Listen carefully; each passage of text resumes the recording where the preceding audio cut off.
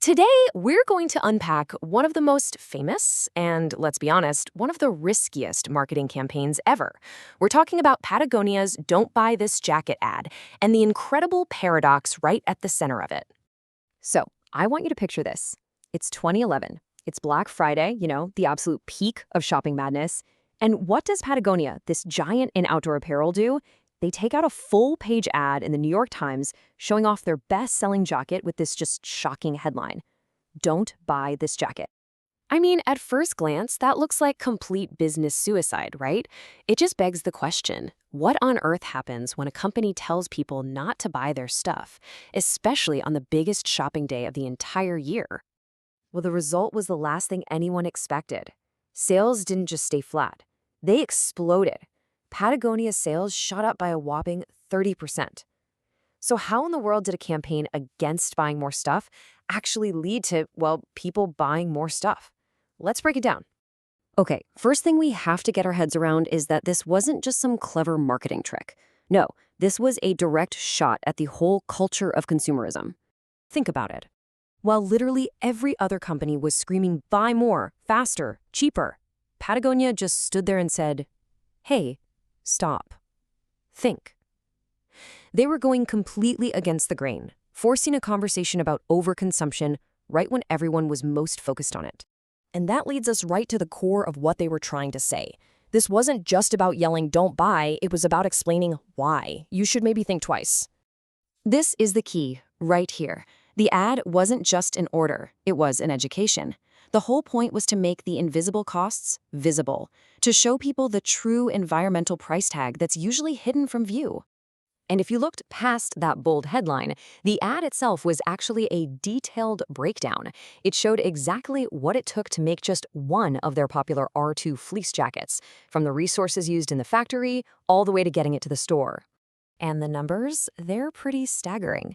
To make one jacket, it took 135 liters of water. For perspective, that's enough water for about 45 people's daily needs. It also pumped out 20 pounds of carbon dioxide, and the whole manufacturing process created waste that was 2/3 of the jacket's own weight. All of a sudden, it's not just a jacket anymore, is it? So why didn't this whole thing just blow up in their face? I mean, why didn't it backfire? Well, it all comes down to a really powerful strategy: radical honesty. And that honesty was built on a solid foundation of authenticity. Authenticity is one of those buzzwords that gets thrown around all the time. But this is what it actually looks like in practice. It's when what you do matches up perfectly with what you say. For Patagonia, this ad wasn't some new idea. It was just them finally saying the quiet part out loud, the stuff they've been doing for decades. See, this wasn't some sudden pivot to a green marketing angle. The company had a really long history of environmental action. I'm talking about donating 1% of all their sales to environmental groups, creating their Worn Wear program that encourages you to repair and reuse gear. The "don't buy" message felt real because they had spent years proving they actually meant it. This quote just nails their entire approach. It gets to the heart of why they're so successful. For Patagonia, their philosophy of sustainability isn't just a department or a PR angle. It is the business. It's woven right into the fabric of the product itself. All right, so let's get back to that crazy outcome. Let's look at exactly how all this honesty and anti-shopping talk led to a massive boost in sales. This is the big paradox we started with, right?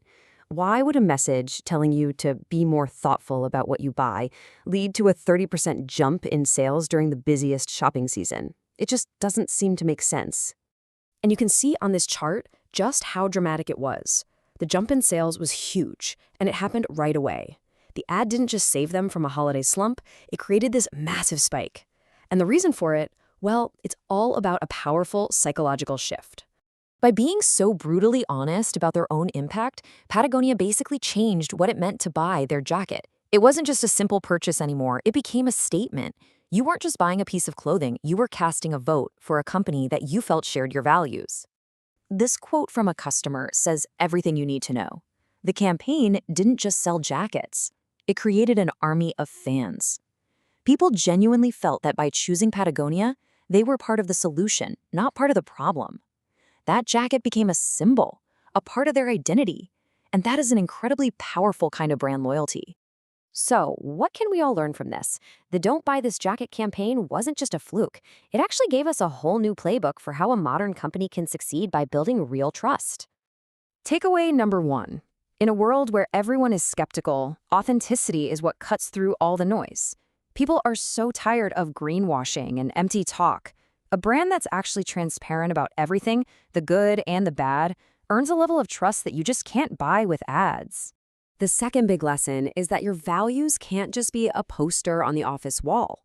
They have to be part of the DNA of your business model, from how you design your products, to your supply chain, all the way to your repair programs. That total alignment is what made Patagonia's message so believable. And finally, the most innovative businesses today aren't just reacting to what customers want, they're actually helping to shape what customers want. Patagonia didn't just sell a product, they educated their community and set a completely new standard for what a responsible company could and should be. And in the end, this entire campaign leaves all of us, whether we're shoppers, employees, or business leaders, with one simple but really profound question. It's a question that sort of challenges the whole point of a business in the 21st century. What does your company do for the world?